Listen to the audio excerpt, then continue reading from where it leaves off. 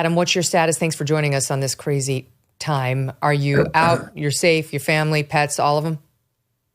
Yeah, I'm in Burbank, California at a hotel. Probably tell by the picture behind me. It feels very San Yes. Fernando Valley. Yeah. Doesn't look like Yeah, something you would necessarily choose. I'm no, but I'm safe, and I fled, and I was given the marching orders about 6 o'clock in the evening yesterday to clear out via the phone, and so clear out we did. Wait, and can you just tell me, do you listen to that as a Californian when you get one of those? Do you listen? Is that like, oh, wow, they don't do this that often? Or is it one of those things like living in Florida where you get one for every small storm and then you have to spend the next hour figuring out whether it's real or not? Well, I don't listen to them, but my girlfriend does.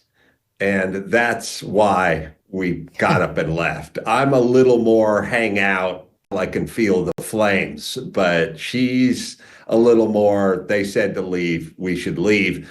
And when this happened 3.5 weeks ago, we left as well. People forget we had a fire less than a month ago in Malibu.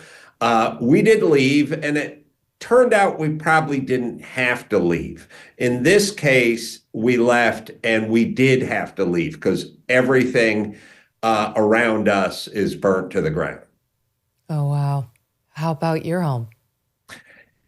I don't know.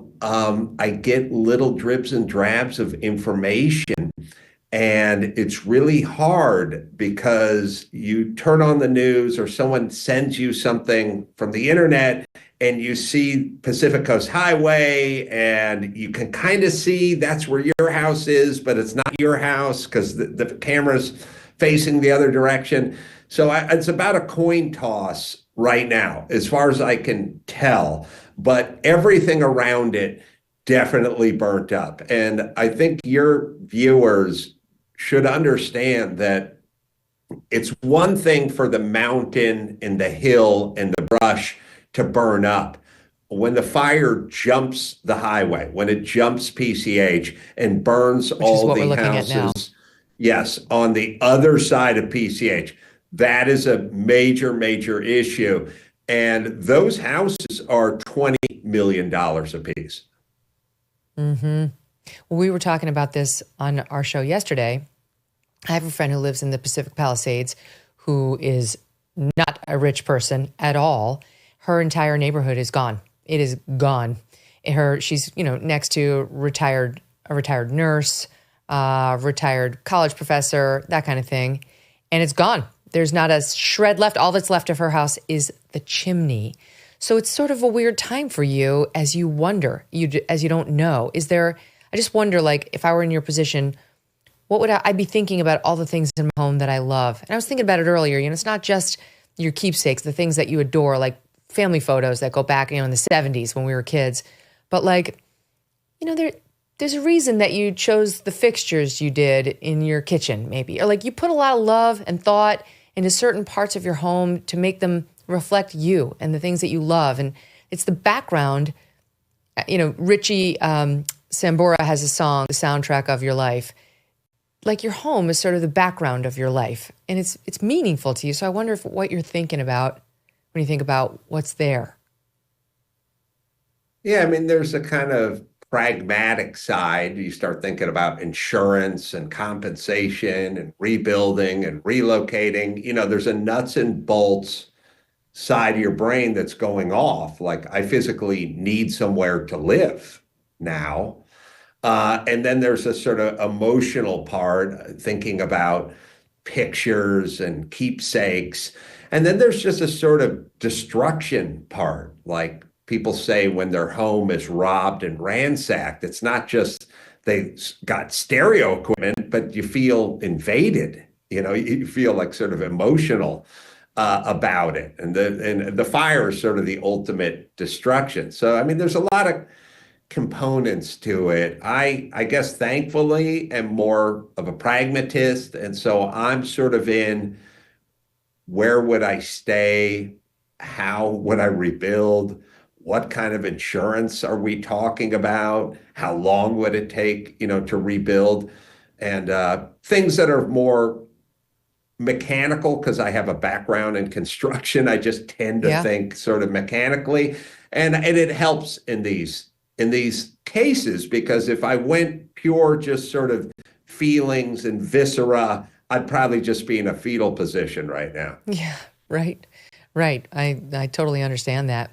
You have a mechanical background. You almost had a firefighting background, but didn't. And it's the reason why is related to one of the things that people are complaining about today, which is the obsession with DEI, even years ago in the fire department, including in the LA Fire Department. You actually testified before Congress in 2017 during a House hearing that was about free speech and white privilege, white male privilege too. And you told a story that went totally viral and has gone viral again now for obvious reasons. Take a listen to part of your story here in SOT 2. I graduated North Hollywood High with a 1.7 GPA. I could not find a job. I walked to a fire station in North Hollywood. I was 19. I was living in the garage of my family home. My mom was on welfare and food stamps. And I said, can I get a job as a fireman? And they said, no, because you're not Black, Hispanic, or a woman. We'll see you in about 7 years. And I went to a construction site and dug ditches and picked up garbage for the next 7 years. I got a letter in the mail sent to my father's house saying, your time has come to do the written exam for the LA Fire Department. I took it, and I was standing in line, and I had a young woman of color standing behind me in line, and I said, just out of curiosity, when did you sign up to become a fireman? Because I did it, or a person, 7 years ago. And she said, Wednesday. Unbelievable. Yeah, I remember, first off, very clearly, the test was at Hollywood High. We're standing outside on a Saturday, just waiting in line. And not only did she sign up on Wednesday, she was diminutive. I mean, she was 95 pounds and 5'2". She couldn't carry anybody out of a building. She couldn't put a 50-pound pack on and go up a ladder. She would be completely useless as a fire person. And yeah, the point of that story was it's not really about skin color. I was poor and I needed a job, and I would have made a good fireman because I played football in high school and I was kind of strong, and I was eager for the fray. Like, I would have went into the burning building at 21 or 19 or whatever. So yes, that is a problem. And it's been going on longer than people think, because that story dates back to the early 80s. These days, personal safety is not something that can be left to chance. Whether at home, on the road, or just living everyday life, having a reliable way to protect yourself and your family is crucial. This is why Byrna is the choice for many. Byrna is a game-changing, less lethal self-defense tool. Compact, powerful, and easy to use, it provides the confidence to act in any situation. Byrna uses non-lethal rounds, tear gas, pepper, and kinetic projectiles to effectively stop a threat from a safe distance. And the best part?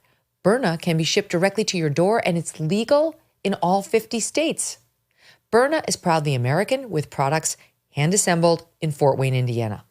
Sometimes a firearm is not the right option. There are a lot of people who are afraid of holding them, or just unfamiliar with it and realize that they're probably going to create more of a risk if they actually have a real loaded firearm. And Byrna could provide a powerful alternative for those folks.